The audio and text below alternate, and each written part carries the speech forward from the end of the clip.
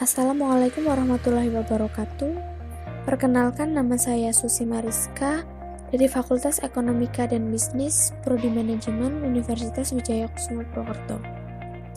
Pada kesempatan kali ini, saya akan mempresentasikan mengenai teori organisasi klasik. Sebelum kita memulai kepada teori organisasi klasik, alangkah baiknya kita mengetahui tentang teori organisasi. Apa sih itu teori organisasi? Teori organisasi adalah ilmu yang mempelajari tentang bagaimana pemecahan masalah yang terkait dengan organisasi dan menghasilkan suatu keputusan atau solusi sehingga organisasi bisa berjalan dengan baik dan mencapai tujuan bersama yang telah disepakati. Jadi, teori organisasi merupakan acuan atau pedoman bagaimana kita mengelola sebuah organisasi yang kompleks sehingga mampu mempengaruhi maupun dipengaruhi oleh orang-orang yang terlibat di dalamnya. Konsep-konsep tentang organisasi telah berkembang mulai tahun 1800-an. Nah, konsep ini sekarang dikenal sebagai teori klasik atau tradisional teori. Nah, teori organisasi klasik telah berkembang mulai tahun 1800-an pada abad ke-19. Nah, konsep-konsep ini sekarang dikenal sebagai teori klasik atau kadang-kadang disebut juga dengan teori tradisional. Para teoritis klasik menekankan pentingnya rantai perintah dan penggunaan disiplin, aturan, dan supervise ketat untuk merubah organisasi-organisasi agar berjalan lebih efisien.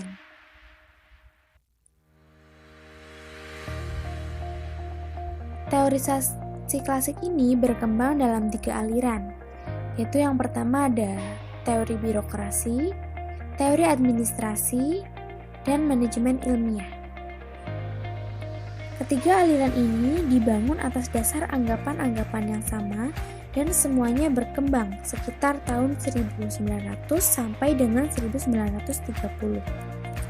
Nah, mari kita bahas mengenai teori yang pertama, yaitu teori birokrasi. Teori birokrasi ini dikemukakan oleh Max Weber, yaitu dalam bukunya itu The Protestant Ethic and Spirit of Capitalism. Kata birokrasi ini mula-mula berasal dari kata legal, rasional. Nah, menurut Weber sendiri, bentuk organisasi yang birokratik itu secara kodratnya adalah bentuk organisasi yang paling efisien. Weber juga mengemukakan karakteristik birokrasi atau prinsip dasar. Yang pertama di sini ada peraturan itu harus jelas dan juga tegas. Yang kedua adalah terdapat ruang lingkup kompetensi yang jelas. Yang ketiga, sumber dari otoritas kewenangan adalah keterampilan teknis dan juga keahlian kompetensi. Yang keempat, para pelaksana atau staf administrasi itu secara tegas harus dipisahkan dari para pemilik modal. Yang kelima, ada prinsip hierarki. Yang keenam, ada semua tindakan atau keputusan dan aturan itu diadministrasikan dan juga diarsipkan secara tertulis. Jadi birokrasi adalah sebuah model organisasi normatif, yaitu yang menekankan pada struktur dalam berorganisasi.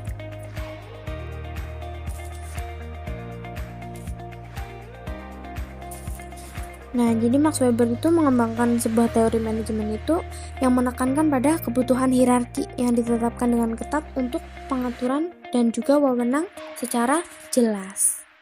Teori Max Weber adalah teori birokrasi. Kemudian yang kedua ada teori administrasi yang dikemukakan oleh Henry Fayol pada tahun 1841 sampai tahun 1925. Henry Fayol adalah seorang industrialis Prancis yang dalam bukunya yang berjudul Administration Industrielle et Générale atau Administrasi Industri dan Umum, beliau mengemukakan teori dan juga teknik-teknik administrasi sebagai pedoman bagi pengelolaan suatu perusahaan dalam teori administrasinya tersebut. Henry Fayol memperinci manajemen menjadi 5 unsur. Yang pertama ada unsur perencanaan, ada unsur pengorganisasian, ada unsur pemberian perintah, ada unsur pengkoordinasian, dan juga ada unsur pengawasan.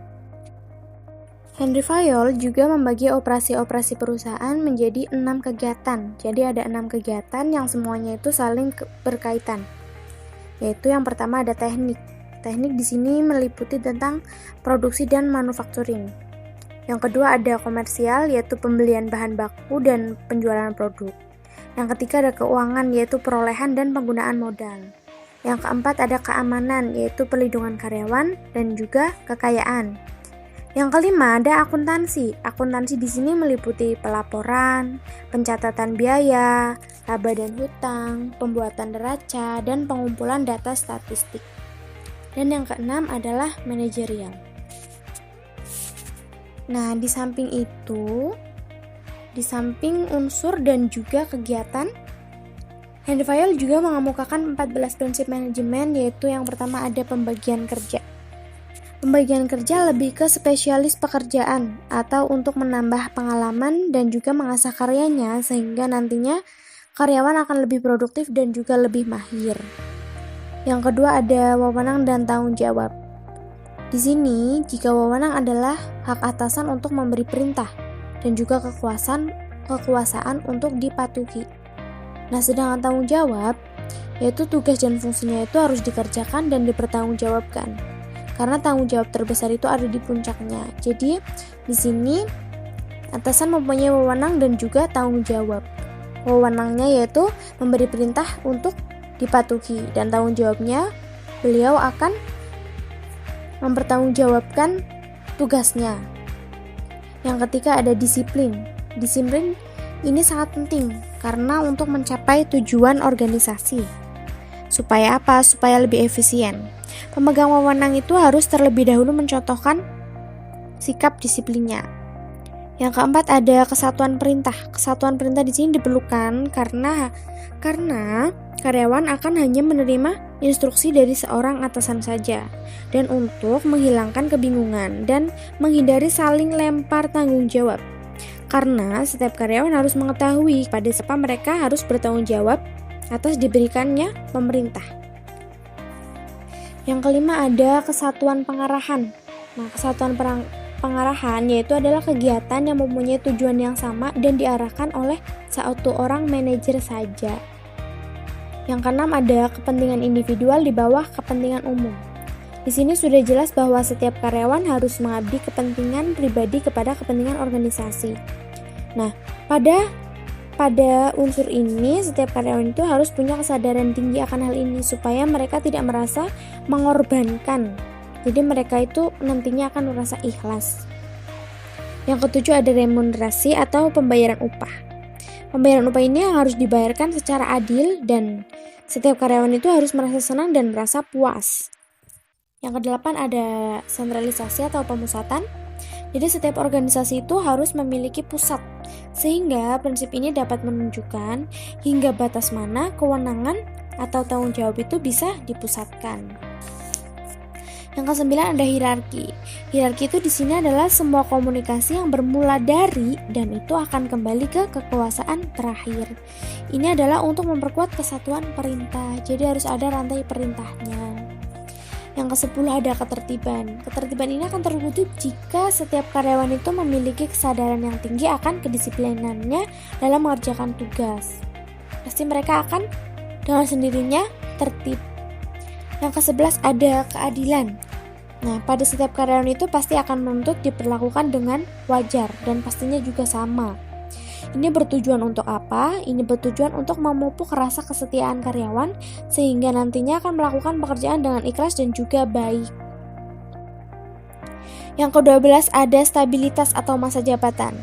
Jadi perputaran karyawan yang tinggi, perusahaan itu butuh biaya untuk melantik karyawannya tersebut. Nah, perlu dijalankan karena karyawan akan bekerja lebih baik jika mendapatkan kepastian dalam keamanan, kepastian dalam bertugas. Yang ke-13 ada inisiatif. Nah, inisiatif ini di sini adalah bawahan itu diberi kekuasaan dan kebebasan untuk mengeluarkan pendapatnya. Di sini menjalankan dan menyelesaikan rencananya meskipun nantinya akan ada kekurangan. Jadi nantinya akan diapresiasi oleh atasan. Jadi karyawan itu diberi kekuasaan untuk menyelesaikan masalahnya melalui ide-idenya. Yang ke-14 ada semangat korps. Semangat di sini adalah setiap karyawan harus merasa bangga, sehingga nanti akan muncul rasa semangat dengan sendirinya. Kemudian yang selanjutnya adalah teori manajemen ilmiah. Teori manajemen ilmiah adalah bagian ketiga dari teori organisasi klasik. Pendukung yang paling berpengaruh dari teori manajemen ilmiah ini adalah Frederick Winslow Taylor. Beliau adalah insinyur mekanik Amerika yang menyatakan bahwa pengamatan ilmiah, analisis, dan intervensi harus digunakan untuk meningkatkan cara-cara di mana tugas harus diselesaikan di dalam suatu organisasi. Nah, ketika teori administrasi menjelaskan cara-cara organisasi yang harus dibangun, manajemen ilmiah ini menjelaskan cara-cara spesifik dari tugas organisasi yang harus dibangun guna meningkatkan efisiensi pencapaian hasilnya. Jadi, manajemen ilmiah ini mengembangkan metode kerja yang lebih efisien dengan mengadakan pendekatan ilmiah. Taylor juga memperkenalkan beberapa prinsip dasar mengenai konsep manajemen. Yang pertama itu ada memandu rancangan tugas dan aktivitas organisasi. Jadi, efektivitas operasi organisasi harus diukur secara objektif dan juga ilmiah. Yang kedua ada peningkatan harmonisasi. Harmonisasi harus ditingkatkan dalam organisasi dengan menciptakan kaidah, aturan, dan peran formal anggota organisasi secara ilmiah dengan basis dan penunjukan yang jelas. Kemudian yang ketiga, menekankan kepada individualisme. Perusahaan harus menekankan pada individualisme karena manajemen harus bekerja sama dengan pekerja untuk memastikan bahwa tugas diselesaikan dengan sangat efisien dan berbasis pada cara ilmiah. Kemudian yang keempat, pencapaian hasil maksimum. Pencapaian hasil maksimum itu termasuk output terbatas harus menjadi tujuan utama organisasi. Yang kelima ada peningkatan kemampuan produksi dan potensi kerja. Jadi semua pekerja harus ditingkatkan kemampuannya sehingga dengan demikian mereka bisa mencapai efisiensi dan kesesuaian yang lebih baik. Ini dapat dicapai dengan pemilihan dan pelatihan pekerja secara ilmiah untuk tugas-tugas khusus. Yang keenam, ada divisi kerja antara manajer dan para pekerja. Perlunya divisi kerja di antara manajer dan para pekerjanya, manajer harus bertanggung jawab atas penyelesaian tugas di mana mereka memiliki dukungan yang lebih baik untuk menangani tugas ketimbang yang dimiliki bawahannya. Perencanaan dan tugas administrasi harus dilakukan oleh manajer yang terlatih dan ahli dalam tugas. Nah, sedangkan pekerja harus diarahkan untuk menyelesaikan tugas yang dirancang oleh manajer. Yang ketujuh ada perhatian. Perhatian harus diberikan untuk menghilangkan semua bentuk soldering dalam aktivitas organisasi. Anggota organisasi bekerja serius dan memberikan kemampuan yang terbaik. Yang kedelapan ada pemberian gaji dan bonus. Pekerja harus diberi gaji atas pekerjaan yang dilakukannya melalui penggunaan piece rate. Berdasarkan tingkat yang ditetapkan dalam studi waktu dan gerak, standar minimum produksi harus ditentukan dan pekerja harus dihargai menurut kemampuan standar minimum atau bonus. Bonus kepada pekerja dapat pula diberikan jika standar produksi minimumnya terlampaui. Konsep manajemen ilmiah Taylor menekankan pentingnya struktur dan desain dalam penyelesaian tugas organisasi. Penelitiannya memberi andil bagi pengembangan teknik manajemen dalam standarisasi kerja, perencanaan tugas, studi waktu dan gerak, piece rate, dan penghematan biaya dan terbentuknya bidang studi seperti pengawasan, teknik industri dan manajemen industri, dan juga manajemen personal. Nah, dalam teori organisasi klasik ini ada tokoh-tokoh manajemen yang terkenal. Yang itu yang pertama ada Henry Fayol. Henry Fayol sendiri sudah dijelaskan dalam teori administrasinya. Fayol mengemukakan bahwa pendapatan bahwa praktek-praktek manajemen itu yang baik harus mempunyai pola tertentu yang sistematis dan juga dapat dikenali dan dianalisis. Yang kedua ada James Dimany. James Dimany itu siapa? James Dimany adalah seorang manajer eksekutif General Motors. Nah, pendapatnya mengenai ilmu manajemen itu ada 4 prinsipnya, yaitu prinsip koordinasi, skalar, fungsional, dan juga staff. Yang ketiga kemudian ada Mary Parker Follett. Nah, Mary Parker Follett ini adalah sebagai jembatan. Follett dan juga Barnard itu sebagai jembatan antara teori klasik dan juga hubungan manusiawi. Pikiran mereka itu berdasarkan kerangka klasik, tetapi memperkenalkannya itu unsur baru tentang hubungan manusiawi. Keyakinannya bahwa tidak seorang pun itu dapat menjadi manusia utuh kecuali mereka dalam suatu anggota yang sangat kuat.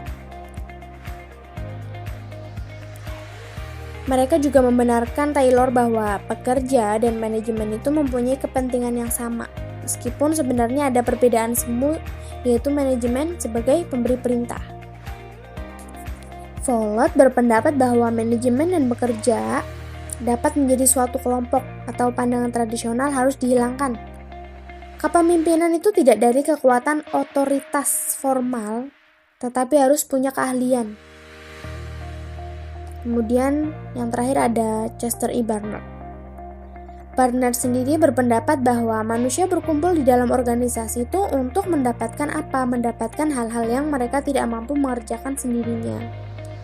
Tesisnya bahwa suatu perusahaan itu dapat bekerja secara efisien dan tetap hidup apabila tujuan organisasi dan kebutuhan perorangan yang bekerja pada organisasi itu dijaga dengan seimbang. Pendapat Barnard pada ilmu manajemen itu adalah organisasi informal, yaitu yang menganjurkan perusahaan menggunakan kelompok informal untuk menjaga kelangsungan hidup perusahaan. Meskipun kadang-kadang kelompok informal tersebut bertentangan dengan tujuan manajemen. Terima kasih. Wassalamualaikum warahmatullahi wabarakatuh. Semoga bermanfaat.